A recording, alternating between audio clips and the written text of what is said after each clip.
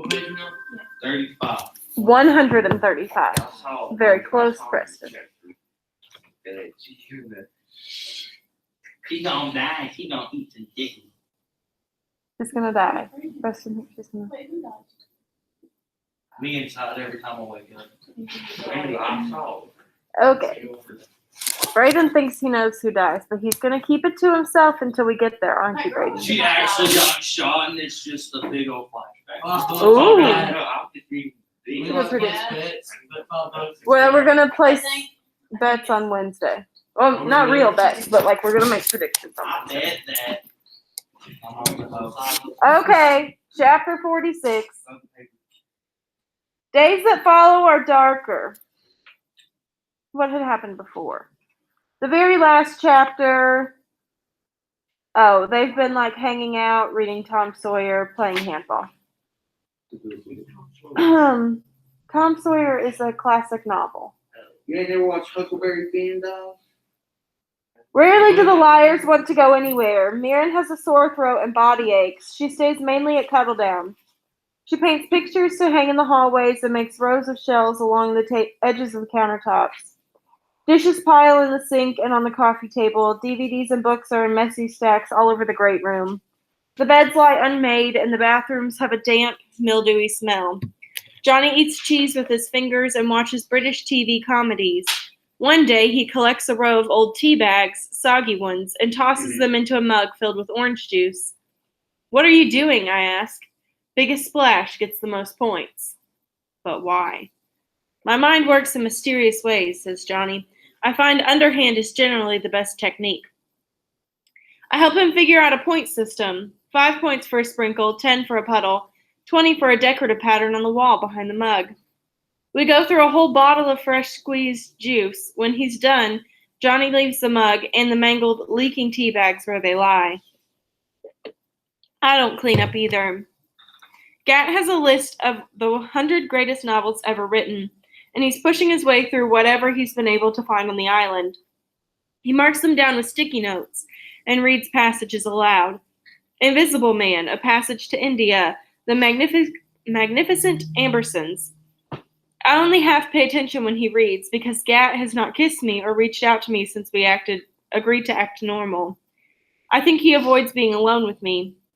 I avoid being alone with him too, because my whole body sings to be near him, because every moment he makes is charged with electricity. I often think of putting my arms around him or running my fingers along his lips. When I let my thoughts go there, if for a moment Johnny and Mirren are out of sight, or even for a second if we're alone, the sharp pain of unrequited love invites the migraine in. These days, she's a gnarled crone, touching the raw flesh in my brain with her cruel fingernails. She pokes my exposed nerves, exploring whether she'll take up residence in my skull. If she gets in, I'm confined to my bedroom for a day or two. We eat lunch on the roof most days. I suppose they do it when I'm ill, too. Every now and then, a bottle rolls off the roof and glass smashes. In fact, there are shards and shards of splintered glass, sticky with lemonade all over the porch. Flies buzz around, attracted to the sugar. Chapter 47. End of the second week, I find Johnny alone in the yard, building a structure out of Lego pieces he must have found at Redgate. I've got pickles, cheese, straws, and leftover grilled tuna from the new Claremont kitchen. We decide not to go on the roof since it's just the two of us. We open the containers and line them up on the edge of the dirty porch. Johnny talks about how he wants to build Hogwarts out of Lego, or the Death Star, or wait, even a bigger Lego tuna fish to hang on at New Claremont now that none of Granddad's taxidermy is there anymore. That's it. Too bad there's not enough Lego on this stupid island for a visionary project such as his. Why didn't you call or email after my accident, I ask. I hadn't planned to bring it up. The words spring out. Oh, Katie, I feel stupid asking, but I want to know. You don't want to talk about Lego and tuna fish instead, Johnny vamps. I thought maybe you were annoyed with me about those emails, the ones I sent asking about Gat. No, Johnny wipes his hands on his t-shirt. I disappeared because I'm an asshole. Because I don't think through my choices, and I've seen too many action movies, and I'm kind of a follower. Really? I didn't think that about you. It's an undeniable fact. You weren't mad? I was just a stupid fuck, but not mad. Never mad. I'm sorry, Cadence. Thanks. He picks up a handful of Legos and starts fitting them into. Stop it. Nope. Stop it. I'm about to quit. Fitting them together. Why did Gat disappear? Do you know? Johnny sighs. There's another question. Preston? He told me I don't know the real him. Could be true. He doesn't want to discuss my accident or what happened with us that summer. He wants us to act normal, like nothing happened. Johnny lined his Legos up in stripes, blue, white, and green. Gat has been shitty to that girl Raquel by starting up with you. He knew it, and it wasn't right, and he hated himself for that, bless you. Okay, he didn't want to be that kind of guy. He wants to be a good person, and he was really angry that summer about all kinds of things. When he wasn't there for you, he hated himself even more. You think?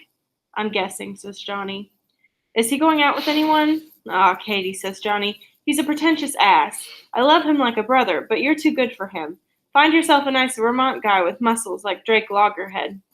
Then he cracks up laughing. You're useless. I can't deny it, he answers, but you've got to stop being such a mushball. Chapter 48, Giveaway. Charmed Life by Diana Wayne Jones. It's one of the... I have no idea how to even pronounce it. Crestomancy? Thank you. That's a big word. Stories Mommy read to me and Gat the year that we were 8. I've reread it several times since then, but I doubt Gat has. I open the book and write on the title page, For Gat with everything, Katie. I had to cuddle down early the next morning, stepping over old teacups and DVDs. I knock on Gat's bedroom door. No answer. I knock again, then push it open. It used to be Taft's room. It's full of bears and model boats, plus Gat likes piles of books, empty bags of potato chips, cashews crushed underfoot, half-full bottles of juice and soda, CDs, the Scrabble box with most of its tiles spilled out across the floor. It's as bad as the rest of the house, if not worse. Anyway, he's not there. He must be at the beach. I leave the book on his pillow. Ooh. Chapter 49. That night, Gat and I find ourselves alone on the roof of Cuddle Down. Mirren felt sick, and Johnny took her downstairs for some tea. Voices and music float from New Claremont, where aunts and granddad are eating blueberry pie and drinking port. The littles are watching a movie in the living room. Gat walks the slant of the roof all the way down to the gutter and up again. It seems dangerous, so easy to fall, but he is fearless. Now is when I can talk to him. Now is when I can stop pretending to be normal. I'm looking for the right words, for the best way to start. Suddenly, he climbs back to where I'm sitting in three big steps. You're very, very beautiful, Katie, he says. It's the moonlight, makes all the girls look pretty. I think you're beautiful always and forever. He's silhouetted against the moon. Have you got a boyfriend in Vermont? Of course I don't. I've never had a boyfriend except for him. My boyfriend's name is Percocet, I say. We're very close. I even went to Europe with him last summer. God, Gab is annoyed. He stands and walks back down to the edge of the roof. Joking. Gat's back is to me. You say we shouldn't feel sorry for you. Yes. But then you come out with these statements. My boyfriend is Percocet. Or I stared at the base of the blue Italian toilet.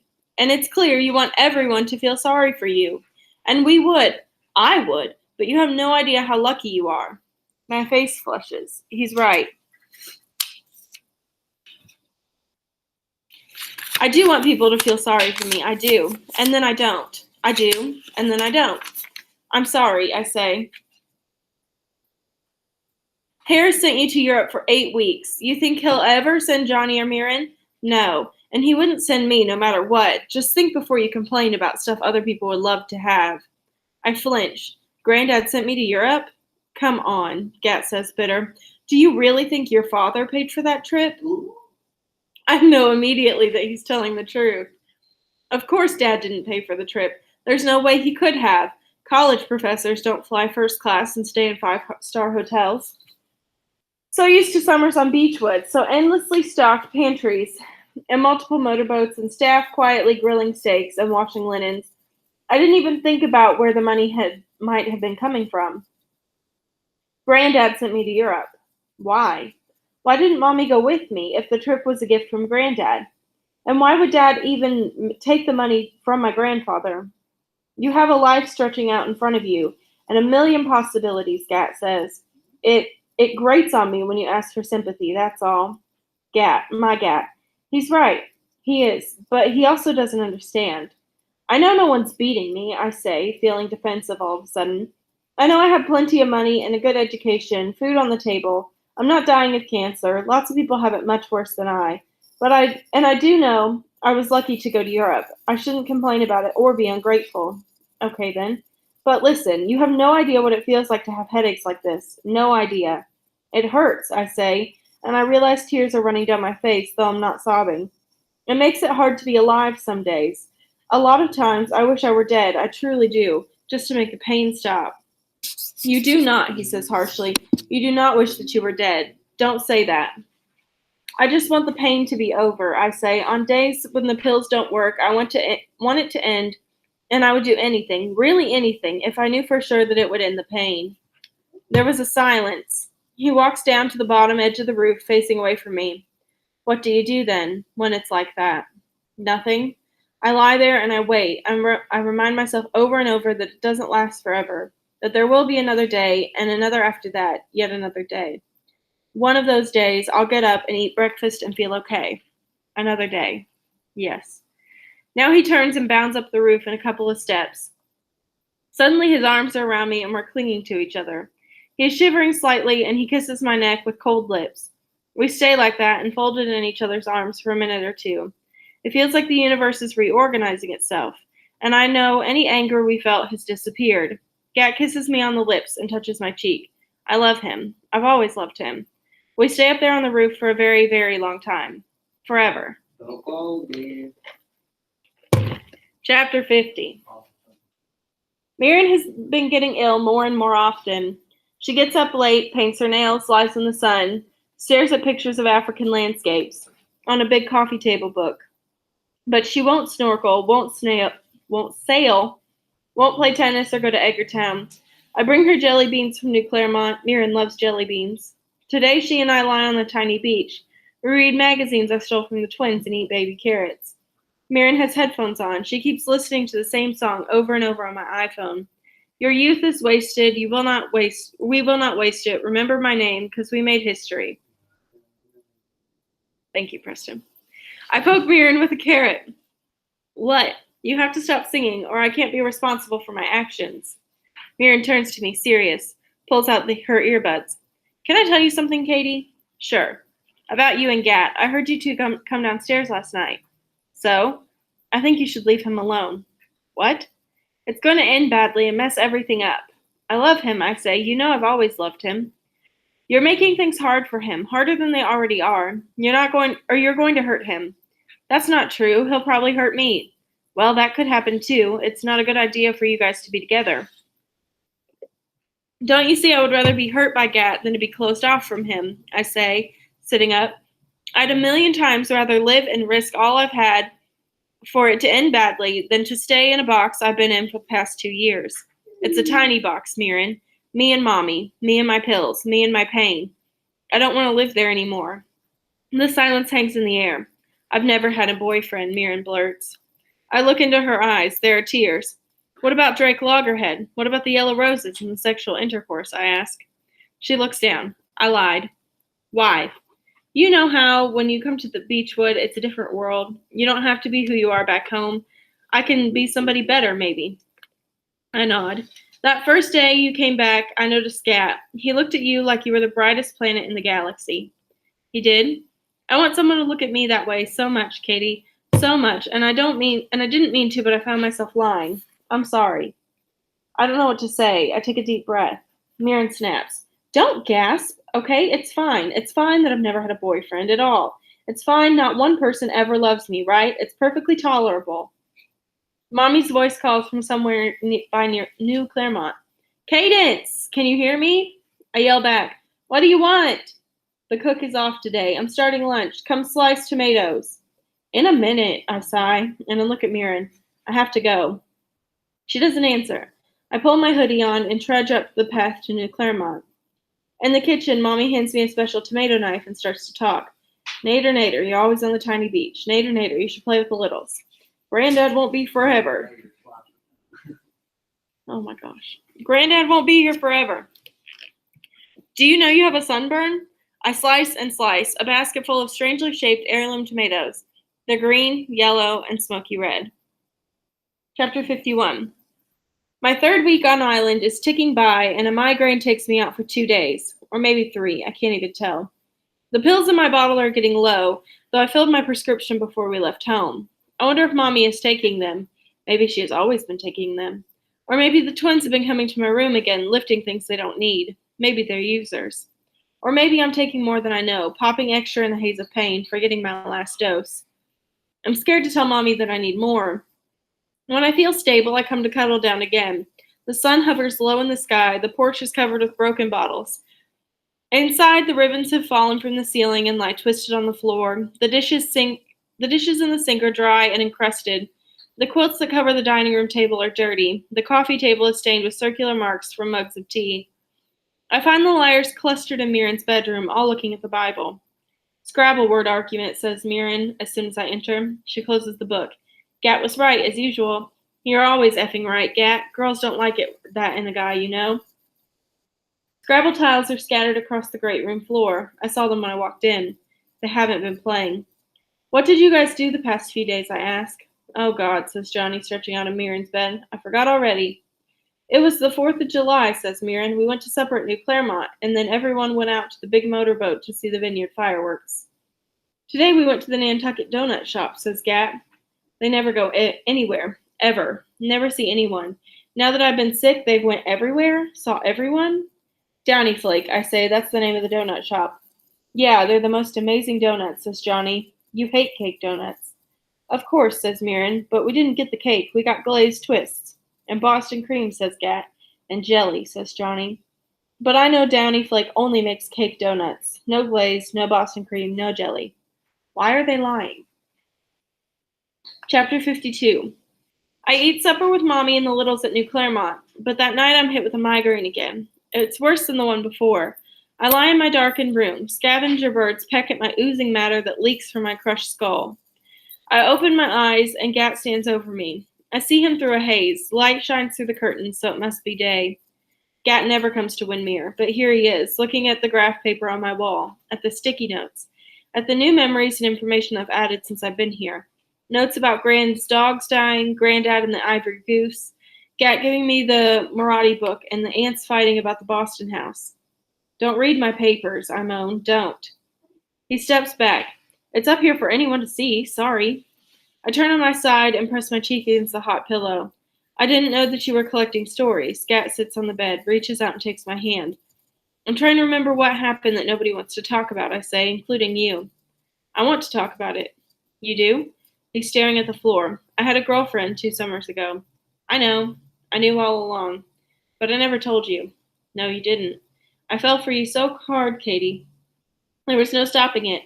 I know that I should have told you everything, and I should have broken it off with Raquel right away. It was just, she was back home, and I never see you all year. And my phone didn't work here, and I kept getting packages from her and letters all summer. I look at him. I was a coward, Gat says. Yeah. It was cruel, to you and to her, too. My face burns with remembered jealousy. I'm sorry, Katie, Gat goes on. That's what I should have said to you that first day that we got here this year. I was wrong, and I'm sorry. I nod. It's nice to hear him say that. I wish I weren't so high. Half the time I hate myself for all the things that I've done, says Gat. But the thing that makes me really messed up is the contradiction. When I'm not hating myself, I feel righteous and victimized, like the world is so unfair. Why do you hate yourself? And before I know it, Gat is lying on the bed next to me. His cold fingers wrap around my hot ones. His face is close to mine. He kisses me. Because I want things I can't have, he whispers. But he has me. Doesn't he know that he already has me? Or is Gat talking about something else he can't have, some material thing, some dream of something? I'm sweaty and my head hurts, and I can't think clearly. Mirren says it'll end badly and I should leave you alone, I tell him. He kisses me again. Someone did something to me That is too awful to remember, I whisper. I love you, he says. We hold each other and kiss for a long time. The pain in my head fades a little, but not all the way. I open my eyes and the clock reads midnight. Gad is gone. I pull the shades and look out the window, lifting the sash to get some air. Aunt Carrie is walking in her nightgown again, passing Windmere, stretching her too thin arms out in the moonlight. She doesn't even have her shearling boots on this time. Over at Redgate, I can hear Will crying from a nightmare. Mommy, Mommy, I need you. But Carrie either doesn't hear him, or she will not go. She veers away and heads up the path towards New Claremont. Chapter 53. Giveaway, a plastic box of Lego. I've given away all of my books now. I gave a few to the littles, one to Gap, and went with Aunt Bess to donate the rest to the charity shop at the vineyard. This morning I rummaged through the attic. There's a box of Legos in there. I bring them to Johnny, and I find him alone in cuddled down great room, hurling bits of Play-Doh at the wall and watching the colors stain the white paint.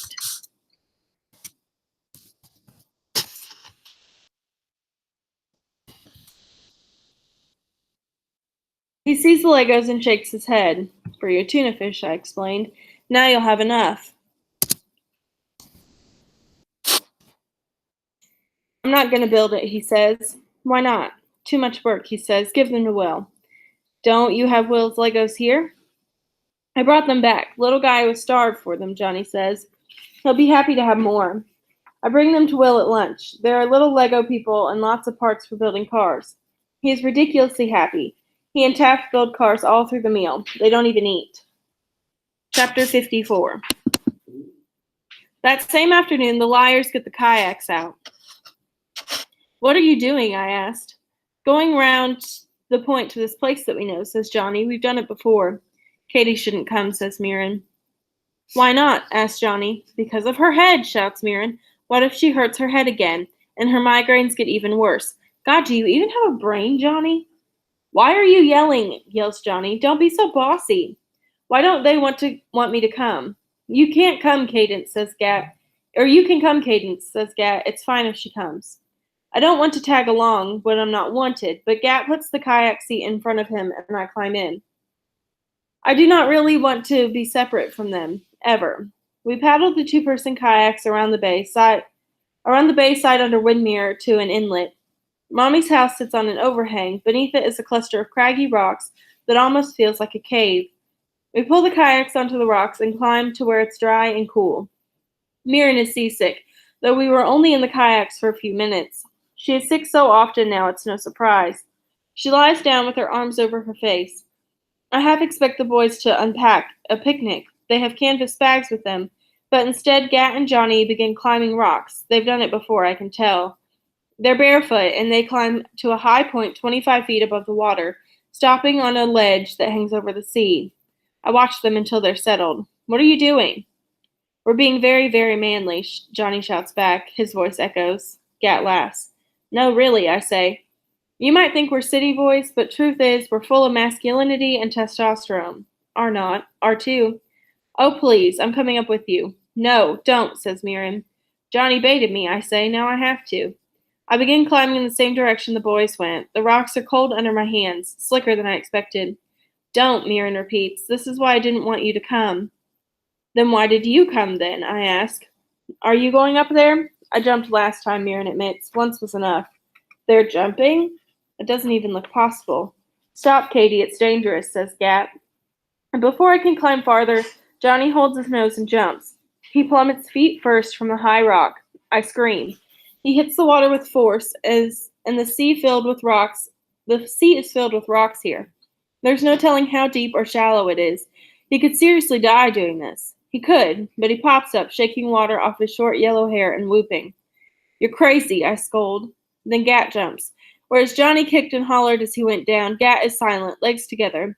He slices into the icy water with hardly a splash. He comes up happy, squeezing water out of his t-shirt as he climbs back onto the dry rocks. They're idiots, says Mirren. I look up from the rocks from which they jumped. It seems impossible anyone could survive. And suddenly, I want to do it. I start climbing again. Don't, Katie, says Gat. Please don't. You just did, and you said it was fine if I came. Mirren sits up, her face pale. I want to go home now, she says urgently. I don't feel well. Please don't, Katie. It's Rocky, calls Johnny. We shouldn't have brought you. I'm not an invalid, I say. I know how to swim. It's not it. That's not it. It's not a good idea. Why was it a good idea for you and not a good idea for me? I snap. I'm nearly at the top. My fingertips are already beginning to blister from clutching the rock. Adrenaline shoots through my bloodstream. We were being stupid, says Gat. Showing off, says Johnny. Come down, please. Mirren is crying now. I don't want to come down. I'm sitting, knees to my chest, on the ledge from which the boys jumped. I look at the sea churning beneath me. Dark shapes lurk beneath the surface of the water, and I can also see an open space. If I position my jump right, I will hit deep water. Always do what you're afraid to do, I call out. That's a stupid-ass motto, says Mirren. I told you that before. I will prove myself strong when they think I'm sick. I will prove myself brave when they think I'm weak. It's windy on this high rock. Mirren is sobbing. Gat and Johnny are shouting at me. I close my eyes and I jump. The shock of the water is electric, thrilling. My leg scrapes a rock, my left leg. I plunge down to the rocky bottom, and I can see the base of Beechwood Island. My arms and legs feel numb, but my fingers are cold. Slices of seaweed go past as I fall, and then I'm up again and breathing. I'm okay. My head is okay. No one needs to cry for me or worry about me. I'm fine. I'm alive. I swim to shore. Sometimes I wonder if reality splits in A Charmed Life, the book that I gave Gat. There are parallel universes to the same people. An alternate choice has been made, or an accident has turned out differently. Everyone has duplicates of themselves in these other worlds, different shelves of different lives, different luck variations. I wonder, for example, if there's a variation of today where I die going off that cliff. I have a funeral where my ashes are scattered on the tiny beach. A million flowering peonies surround my drowned body as people sob in penance and misery. I am a beautiful corpse. I wonder if there's another variation in which Johnny is hurt, his legs and back crushed against the rocks. We can't call emergency services, and we have to paddle back in the kayak with his nerves severed. By the time we helicopter him to the hospital in the mainland, he's never going to walk again. Or another variation in which I don't go with the liars in the kayaks at all. I let them push me away. They keep going places without me and telling me small lies. We grow apart, bit by bit, and eventually our summer idyll is ruined forever. It seems to me more than likely that these variations exist. Let's see, I forgot to put in attendance. You're here. 1, 2, 3, 4, 5, 6, 7, 8. Chapter 55. That night I wake cold. I kick my blankets off and the window is open. I sit up too fast and my head spins. A memory. Aunt Carrie crying. Bent over with snot running down her face, not even bothering to wipe it off. She's doubled over. She's shaking. She might throw up. It's dark out. She's wearing a cotton white blouse and a wind jacket over it. Johnny's blue checkered one. Why is she wearing Johnny's wind jacket? Why is she so sad?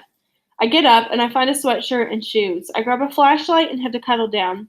The great room is empty and lit by moonlight. Bottles litter the kitchen counter. Someone has left a sliced apple out and it's browning. I can smell it. Mirren is here. I don't see her before. She's tucked beneath a striped afghan leaning against the couch. You're up, she whispers.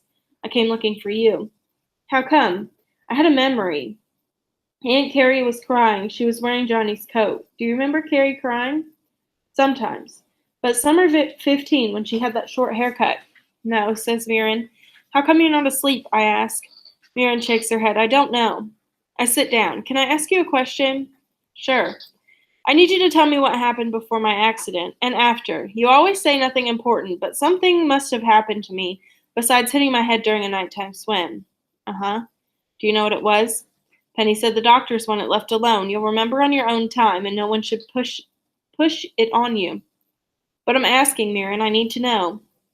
She puts her head to her knees, thinking. What's your best guess? She says finally. I suppose I was the victim of something. It's hard to say those words. I suppose that I was raped or attacked or some godforsaken something. That's the kind of thing that makes people have amnesia, isn't it? Mirren rubs her lips. I don't know what to tell you, she says. Tell me what happened, I say. It was a messed up summer. How so? That's all I can say, my darling Katie.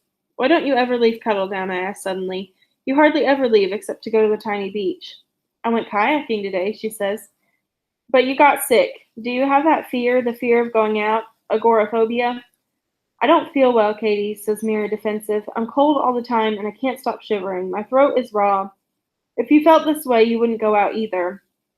I feel worse than that all the time, but for once I don't mention my headaches.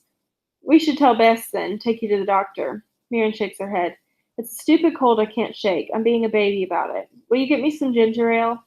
I can't argue anymore. I get her ginger ale and we turn on the television. Chapter 56. In the morning, there's a tire swing hanging from the tree in the lawn to Windmere, the same one that used to hang from the old maple in front of Claremont. It is perfect. It's the one Granny Tipper spun me on. Dad, Granddad, Mommy, like the one Gat and I kissed on in the middle of the night. I remember now, summer 15. Johnny, Mirren, Gat, and I squished into the Claremont swing together. We were much too big to fit. We elbowed each other and rearranged ourselves. We giggled and complained, accused each other of having big asses, accused each other of being smelly, and rearranged again. Finally, I got settled. Then we couldn't spin. We were jammed so hard into the swing that there was no way to get moving. We yelled and yelled for a push, and the twins walked by and refused to help. Finally, Taft and Will came out of Claremont and did our bidding. Grunting, they pushed us in a wide circle. Our weight was such that when they let us go, we spun faster and faster, laughing so hard we felt dizzy and sick. All four of us liars. I remember that now. This new swing looks strong. The knots are tied carefully. Inside of the tire, there's an envelope. Gat's handwriting. For Katie. I open the envelope. More than a dozen dried beach roses spill out. Chapter 57. Once upon a time, there was a king who had 3 beautiful daughters. He gave them whatever their hearts desired, and when they grew of age, their marriages were celebrated with grand festivities. When the youngest daughter gave birth to a baby girl, the king and the queen were overjoyed. Soon afterward, the middle daughter gave birth to a girl of her own, and the celebrations were repeated.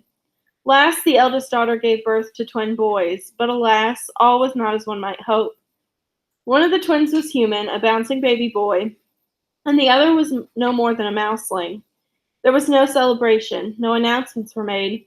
The eldest daughter was consumed with shame. One of her children was nothing but an animal.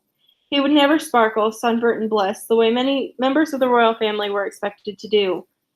The children grew, and the mouseling as well. He was clever and always kept his whiskers clean.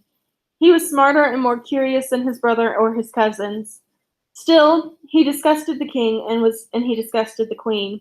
As soon as she was able, his mother set the mouseling on his feet, gave him a small satchel in which she had placed a blueberry and some nuts, and sent him off to see the world.